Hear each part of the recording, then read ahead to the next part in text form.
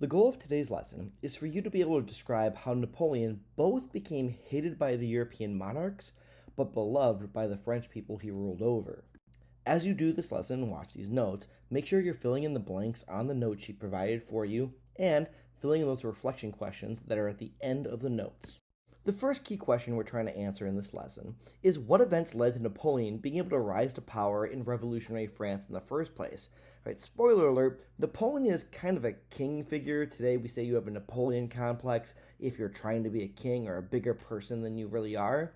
And revolutionary France was about following the ideals of the Enlightenment, getting rid of kings and all that. So how did we get from revolutionary France cutting off kings' heads to naming Napoleon Emperor of the French people? Well, to understand this, we have to start with the 7 Years' War, like we have been in the previous few lessons. As these are the 7 Years' War plants the seeds that eventually leads to a lot of the stuff we just talked about in the last unit. So hopefully remember the 7 Years' War was a global war between European monarchs that ended in 1763. Some things you'll notice here on the map, should be familiar for you by now, is that in 1754 the French controlled this large orange area. This is most of the central part of what will become the United States. This is a large chunk of North America. The Spanish controlled the green areas over here in southwest United States and Mexico, Central America, the Caribbean, as well as Florida, and the British are here on the east coast and then northern parts of Canada. But by 1763, the French completely lost that orange area, which we refer to as the Louisiana Territory, and it was split between the Spanish Empire and the British Empire. The French really didn't like this. Well, you'll also remember that that's why the French king sent soldiers over to America during the American Revolution to help us get our independence. Not because the French king thought that the Enlightenment was a good idea and we should get rid of kings, but mostly just because he really was upset at the British and wanted the British to lose their colonies in North America, just like the French did. Well, this kind of backfired on the king because those French soldiers returned home from the revolution and they were inspired by these ideas of equality and liberty, and when they returned home, they came to a land that was ruled by an absolute monarch that was covered in famine, meaning there was not enough food for everyone, and the economy was in shambles because the king, he had complete power over everyone and everything. He really didn't know how to run an economy or how to run this massive empire. So as we talked about in the previous unit, this new republic was established by what we call the National Assembly. And the National Assembly tried to rule France as a republic based on the ideas of the Enlightenment. Their big motto was Liberté, Égalité, Fraternité, or liberty, equality, and brotherhood. And the French Republic got pretty chaotic pretty fast. You remember that Robespierre, its leader, and the rest of the National Assembly kind of got happy chopping people's heads off. We call this the Reign of Terror, as thousands of people who were either too loyal to the king or not radically revolutionary enough were sent to the guillotine out of fear that they might somehow betray this new republic and betray the revolution.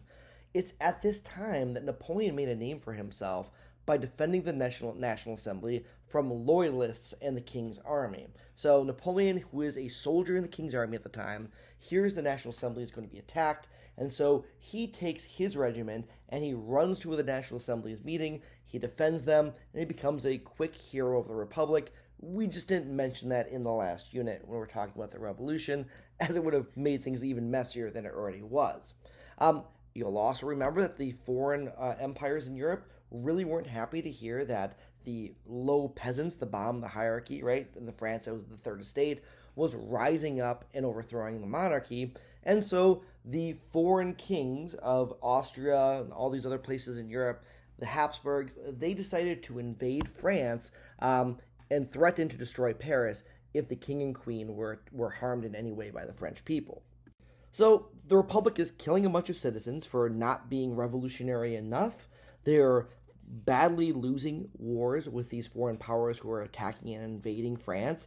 The economy is still in crisis, and the National Assembly is so bad at running things that during a 10-year period, the first 10 years of the French Revolution, they actually have 4 separate government structures, and each one creates its own laws, its own rules, its own constitution in some cases, and it gets pretty messy pretty quickly.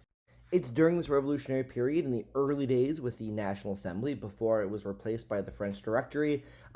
They decided to kill the French king and the French queen. Now remember, the French queen was actually an Austrian queen, as she came from over here in the Habsburg territory of Austria and was married over to the French king, Louis XVI.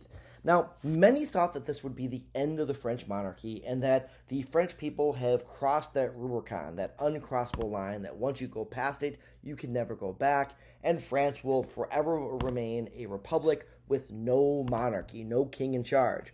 Now, this really makes a lot of people afraid. For instance, Russia over here has a monarchy that's been trying to be an absolute monarchy. The Habsburgs in Austria are trying to do this. The Ottomans over here are kind of they're at the apex of their power. They're still a very powerful ancient empire. They're starting to decline, but they're still worried about what's going on over here in Europe because they're both European but not European. It's kind of a thing. And then England over here is also worried that, hey, we've seen kings' heads get cut off before, but never by the common people. And so these countries are all afraid that the French Republic will export its revolution to their empires and inspire the lower classes to rise up, overthrow the emperors, and establish republics just like France did. So the empires of Europe were freaking out at this time.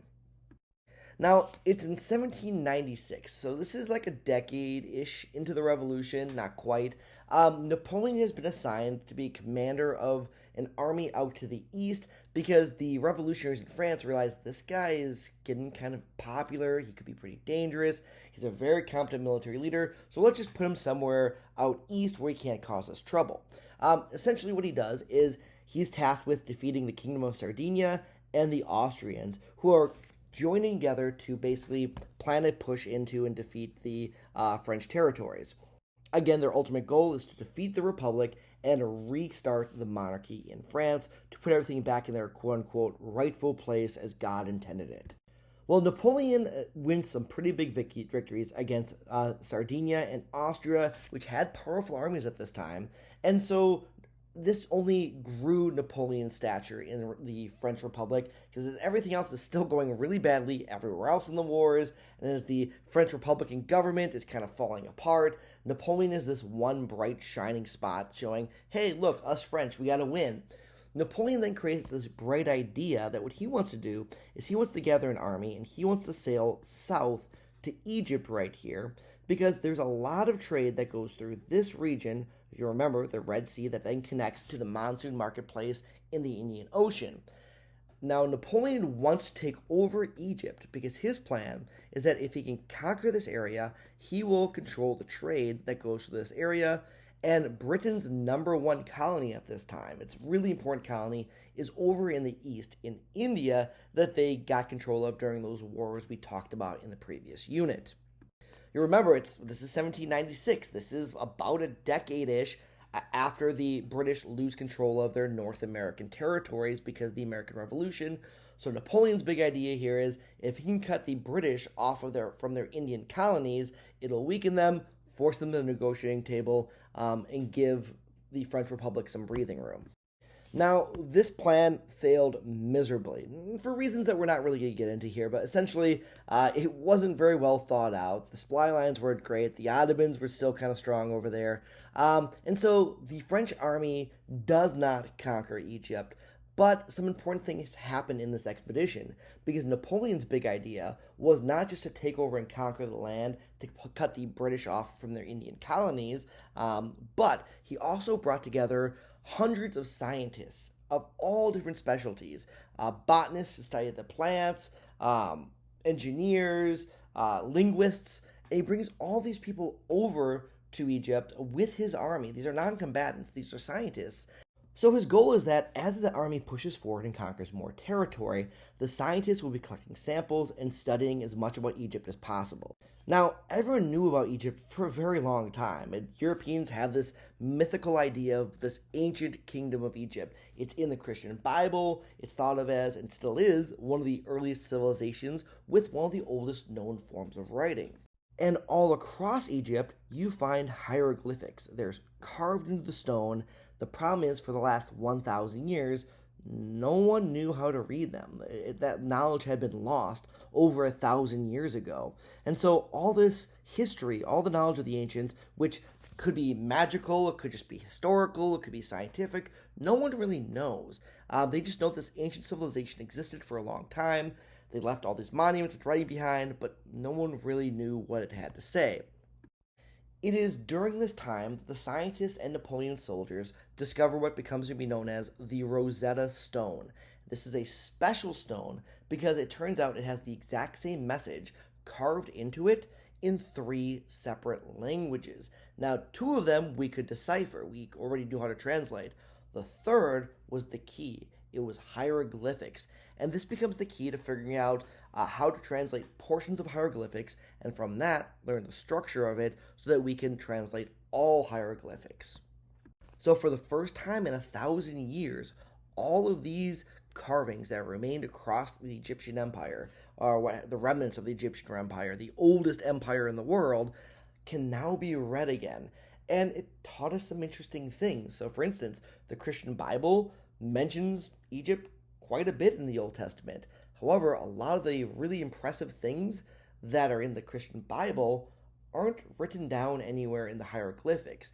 The Red Sea parting, the plague of everyone's firstborn dying, the plague of locusts, these things that are kind of staples of a Christian history lesson about the early days of humanity and Jewish people in Egypt. Turns out none of that is found in the carvings of the ancient Egyptians. So we have yet another weakness in the story that Christians had believed about the history of the world, because not only are those stories not written down, there's actually a lot more history there showing that the world and civilization is older than Christians had believed. And this is going to have some pretty powerful consequences, yet again, shaking the place of religion in the world at this time. So Napoleon kind of figures out this whole conquest of Egypt is going to be a flop pretty quickly. So he's there for a while fighting, realizes it's just not going to work out, and so he escapes back to France. He comes up with an excuse why he has to leave, and he goes back to France. And while he's there, he realizes because of some of these discoveries being sent back and his reputation, he's been more popular than ever before. So he gathers together some of his troops he brought back from Egypt, as well as troops that were still loyal to him in the French Republic in the homeland, and he marches the army toward the French Republic's capital.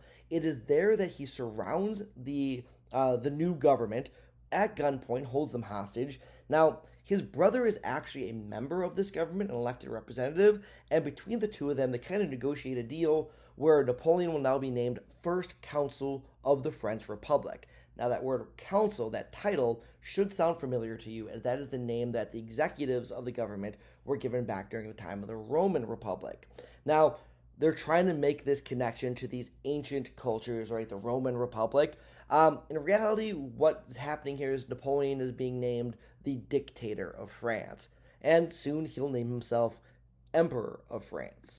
Okay, so hopefully now you have a basic understanding of how revolutionary France, who was killing people based on the ideas of equality and enlightenment and getting rid of monarchs, how it went from all of that to Napoleon being named essentially the dictator and then eventually naming himself king, despite the fact they thought they were never going to have kings again, right? It is this chaos that Napoleon just takes great advantage of. Well, now he's in power, and now he's essentially a dictator. What is he going to do? So the next question, how does Napoleon rule over France once he's in power? So the first thing Napoleon has to deal with is the European wars, because while he's over in Egypt, the wars are still raging across Europe between France and all these other countries. They're really upset about this French Revolution and worry that's going to spread to their monarchies. So Napoleon, while he's in charge and gets named first consul or dictator essentially of France, he's able to coordinate the armies and lead the armies into battle and win some pretty key victories due to, well, he's a brilliant tactician when it comes to the military. So he wins these big battles, big victories, and essentially the powers of Europe, they realize they're not going to just be able to straight out beat the French Republic. They've been at this for a while. So they negotiate truces, essentially a pause in the fighting, and the European monarchs agree to back off, and Napoleon agrees not to attack them and to stop any exporting of the French Revolution to their territories. As part of the exchange of this, these European powers agree to give France back the Louisiana territory that it lost during the 7 Years' War. So that's how this middle part of what is now the United States went from being, well, first we learned about being Native American, controlled by the native populations, the First Nations. Then the French claimed it, but then it switched hands to the Spanish, and now it's switching hands back to the French, right? Now, they didn't get this territory back. That was still ceded to the United States. Well, first the British and then the United States in the American Revolution. But Napoleon gets this large chunk of land here. And this is pretty important because this dividing line right here is the Mississippi River, one of the longest rivers in the world, and it becomes an important trade route. A lot of resources, whether it's beaver hides, whether it's timber from wood, from trees being cut down, or other things, are getting shipped down the Mississippi River into the Gulf of Mexico. And this is going to provide Napoleon with some opportunities he wants to take advantage of. So on the military front, Napoleon's got some big victories under his belt, buys some peace and some stability by, winning some big victories, negotiating a peace with the European powers, at least a temporary peace. Now back home, on the home front, inside the French Republic itself, in the main territory, he's also going to stabilize this problem. The French people were very, very tired at this point of all the chaos caused by over a decade of revolution, whether it's the Reign of Terror, with people getting their heads cut off, the poorly managed wars that happened before Napoleon took complete control of everything, the constant fear of invasion from outsiders, being named a traitor to the revolution by the government itself. People were really afraid, and when people are afraid, they tend to give up their freedom for safety. Napoleon said, well, the more power you give me, the safer I will make you, the French people. So he grabs all the power for himself, and essentially he names himself Emperor of France, right? We're a republic, we don't believe in kings, we cut the last king's head off, and Napoleon is so popular that he's named First Consul, essentially a dictator, and then he decides to get rid of all these whole, even pretending that it's a democracy, and he wants him to name himself emperor. So he negotiates a deal with the Catholic Church, who desperately wants to be brought back into French life, because the National Assembly and different French Republic governments, remember there's been multiple at this point, have been trying to strip Catholicism away from France, and they want to go to an atheist, non-religious system, really kind of create a religion based on the worship of government, essentially, or the worship of logic. And the French peasantry in the Third Estate, not a real big fan of this. They're pretty big Catholics. They're upset. Napoleon realizes this, and so he negotiates a deal with the Pope and says, hey, I'm going to restore some of the Catholic Church's influence here in France. In exchange, I need you to throw your support behind me as Emperor of France. The deal is cut. Napoleon sets up this coronation day where he's going to be named Emperor of the French people by the Pope, the Catholic Pope. The Pope travels to France. They travel to Napoleon's palace, and he's got the crown. He's about to proclaim Napoleon. God appoints him the Emperor of France. But the story goes, right before the emperor put the crown on Napoleon's head, Napoleon snatches it away from the Pope and places it on his own head, essentially saying, the Pope doesn't make me the Emperor of France.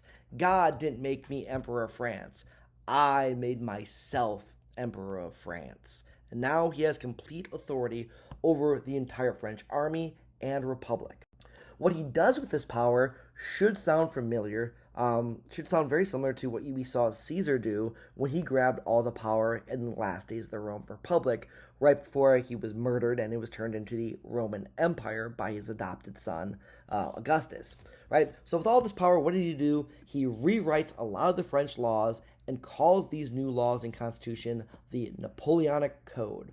And he strengthens the government, giving it more power to put down rebellions, more control of the military, more control of resources, things like that. But also, remember, there had been 4 separate revolutionary governments in 10 years. They're all passing their own laws. Some of them contradict each other. And so Napoleon simplifies all these laws and creates this new constitution, so everyone kind of knows what's legal, what's not legal.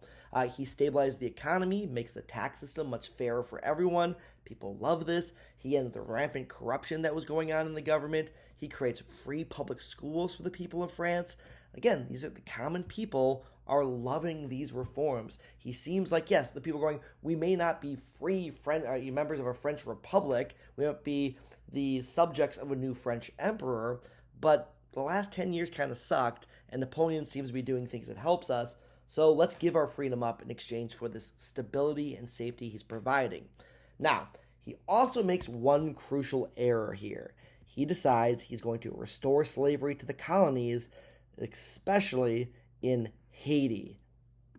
Okay, bringing a temporary pause to the wars in Europe, check. Bringing stability back to the French homeland, check. Now Napoleon's next big goal here when he's in charge, he's got some pretty big dreams here. He wants to create a massive French empire in Europe. Essentially, France should control everything that is in Europe. He wants to create kind of the new Roman Empire, but with France at the center instead of Rome, and him being that emperor.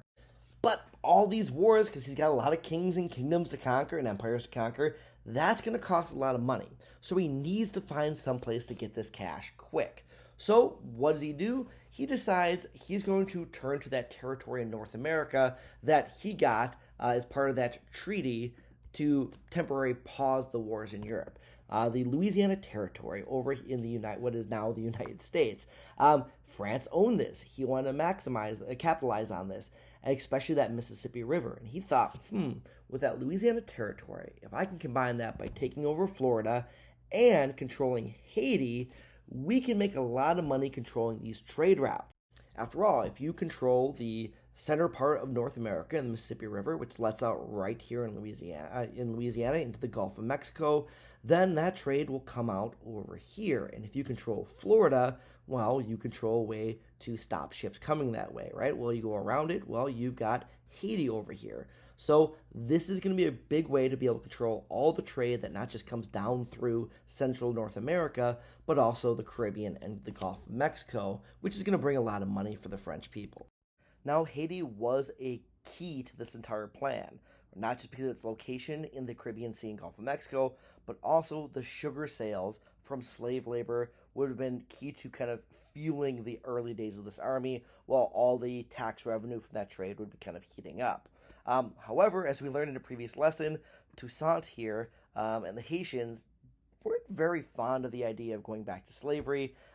They fought back. They fought Napoleon's invading army to a standstill, and got eventually the French to agree to their independence with some strings attached, as we talked about in a previous lesson.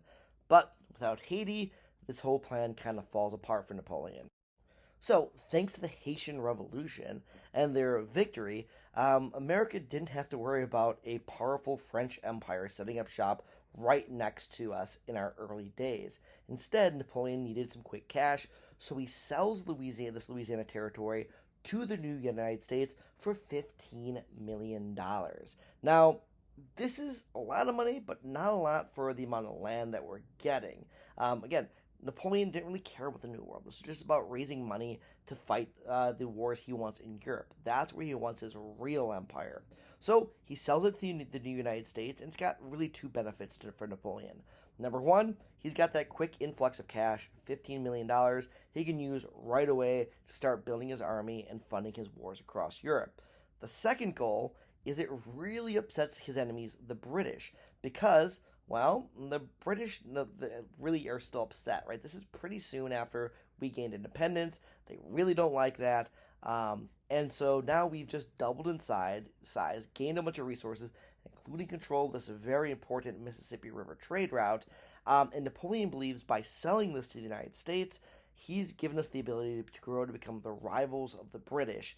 And he figured that's really going to upset them. And he was right. The British were not happy about that. So, with $15 million freshly in hand from the sale of the Louisiana Territory to the young United States, Napoleon believed it was time to restart those wars in Europe and begin his march across the continent. And at first, he really does appear unstoppable. Victory after victory, he topples kingdoms, gets rid of kings, and sets up new puppet governments that report to him in France. So technically Spain, Italy, Poland, Germany, technically these places are all still independent. They have their own kings, but they're really just brothers or friends of Napoleon, and they just do whatever Napoleon says. So in reality, Napoleon pretty much is gaining more and more control, almost complete control over the continent of Europe, with only a few holdouts.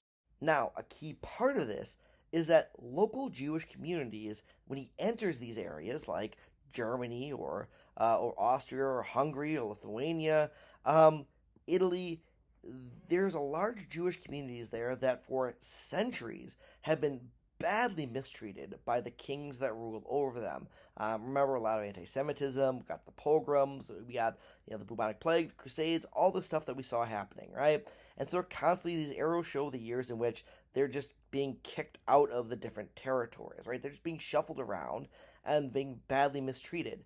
Napoleon marches in these areas and he treats them fairly. He treats them with respect. And he says that indeed, if these people are mourning their temple after 1700 years, such a people so attached to their history will indeed be restored to their land and their temple rebuilt. What Napoleon is saying is he is so impressed with the devotion the Jewish people have that they're still so upset that Vespasian destroyed the temple in Jerusalem way back in the early days of the Roman Empire. He goes, wow, these guys are really upset about it. They're so dedicated to it that Napoleon kind of makes it a mission. He wants to see Jewish people returned to their homeland in Israel, where they'd been exiled from ever since Vespasian destroyed Jerusalem, and then, took a bunch of people back as slaves, stole all the wealth of the Jewish people in order to build the Colosseum. So he wants to kind of send them back home and give them their homeland back and rebuild their temple. And for this, the Jewish people flock to Napoleon. They join his armies and they support his rule. This is going to be a problem for the Jewish people, though. Because while the Jewish people are flocking to him and see Napoleon as their savior, the leaders of the European empires that are fighting back against him see him as essentially the devil, and anyone that supports him, well, are also threats to their empires. So, right, now you're upsetting the Russians, you're upsetting the Prussians, the Austrians, and when Napoleon eventually does lose, they put a lot of the blame on the Jewish people who were living in the areas that Napoleon was invading, but instead of defending the Austrian Empire, they joined Napoleon's army. And of course, it makes sense, right?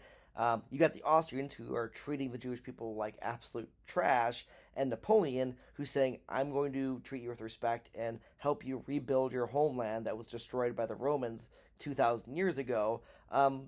Not a hard choice to make. But still, the Austrians, Russians, and others, they see the Jewish people as traitors to the crown. And when Napoleon eventually loses, they're going to be punished for it. Because, of course, they are. Because anti-Semitism. This is, of course, that next stepping stone to the Holocaust that we've been marching toward this entire school year. Now, so you see here in purple, right? The dark purple is everything that Napoleon directly controls.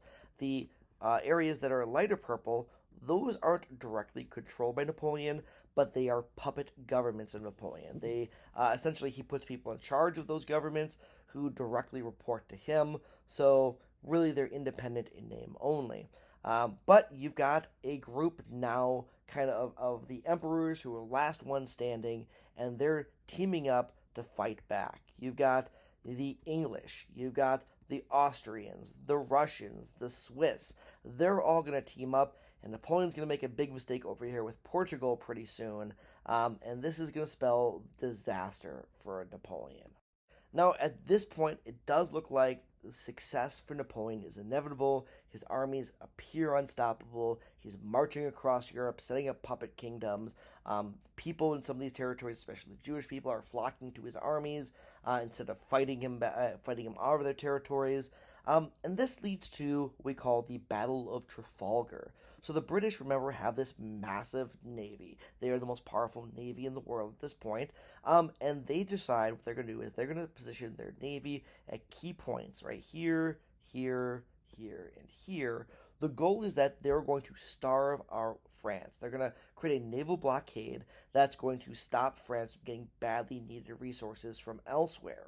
Now, Napoleon is a brilliant military strategist when it comes to fighting on land. The guy knows what he's talking about. He knows what he's doing. You gotta hand it to him. What he's not as great at is fighting at sea, and this is the British specialty. So he decides he's going to take the French fleet and he's going to try to attack the British fleet and break through and break this blockade. This does not go well for Napoleon. It's his first major loss. The French fleet is devastated, and Napoleon has to, at this point, realize he's not going to be able to invade across the English Channel and take over the British Isles, which is a big blow to the French. Right? This will also once again solidify Britain as the dominant naval power for at least the next 100 years. And Napoleon's going to be really, really upset about this defeat. The British are going to make a giant statue and monuments to it in London. They got a plaza called Trafalgar Square where they celebrate their victory over Napoleon. But Napoleon's not going to give up. He's not going to forget about this. And this is going to set up his big mistake that will eventually create all the dominoes that fall to bring him and his empire to a collapse. But that's where we're going to leave the story. We're going to pick up this with some reading we're going to do in class, but for now, please finish out your notes, all right? You should have filled in all those blanks along the way. If you didn't, go back, watch what you need to watch, get those blanks in, and then answer those final 3 reflection questions. What was the goal of these notes? What were you supposed to learn from it? What are 3 things you learned from the notes that can be used to show that you understand or you've met that goal? And finally, stop and think about this lesson. Think about not just this lesson, but how it connects to everything else we've been talking about.